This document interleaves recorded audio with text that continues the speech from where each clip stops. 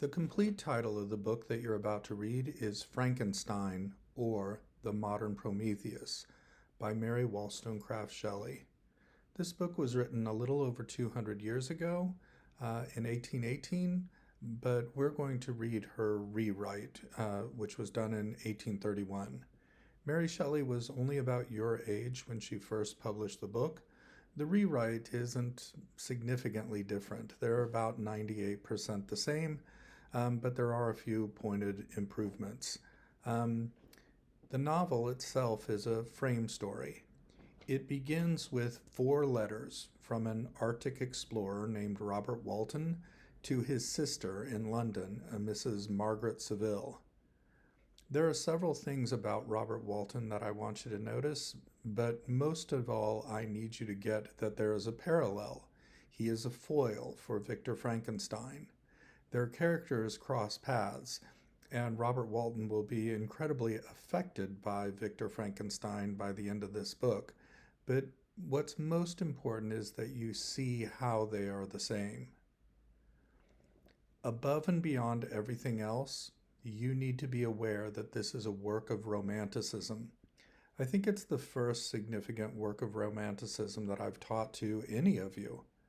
But that means a lot. In part, it's quite the opposite of realism, which we got with Huckleberry Finn. Romanticism means looking at the world the way the Romantic poets did, with wonder and enthusiasm and awe. The way a child looks at a rainbow, or the way Moses looked at the burning bush. These are looking at things with wonder. If you can remember when you were a child and you first saw a rainbow, or you first saw your first snowstorm, and the way you looked at it with a kind of joy and enthusiasm, that has a lot to do with romanticism. Plato teaches us that wonder is the beginning of knowledge, and that's really a big part of this book. Where does Victor's joy and enthusiasm and inspiration come from? You'll notice that it comes from nature. The other thing that you need to get right off the bat is that this is a Promethean story. In other words, Victor Frankenstein is Prometheus.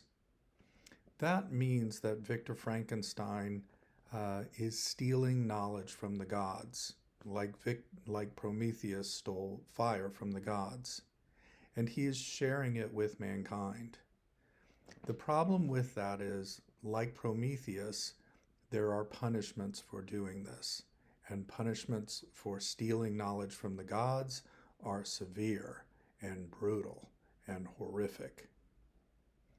The other thing that you need to get, and this is probably the most obvious thing to get, is that this is a work of Gothic literature. In fact, it's probably the most important work of Gothic literature that's ever been produced. There are a few others that sort of parallel it or equal it, maybe Bram Stoker's Dracula or Robert Louis Stevenson's Dr. Jekyll and Mr. Hyde. Edgar Allan Poe is certainly the great Gothic writer of all times, but that's the genre of this work. It is romanticism and it is Gothic, and those are the foundations of what you need to know before you start reading this book. Before I go much further, I really want to thank Fran for putting together a reading schedule for us.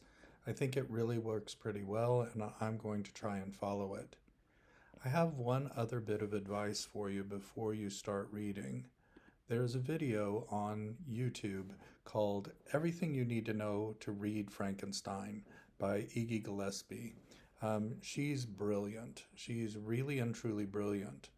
This is a very short 5-minute video, but I suggest very highly that you watch it before you read the book. It will set out for you some basic things that you need to know about Mary Shelley, and more importantly, it'll frame sort of the big picture ideas and the things that you should be looking for as you read ahead in the book.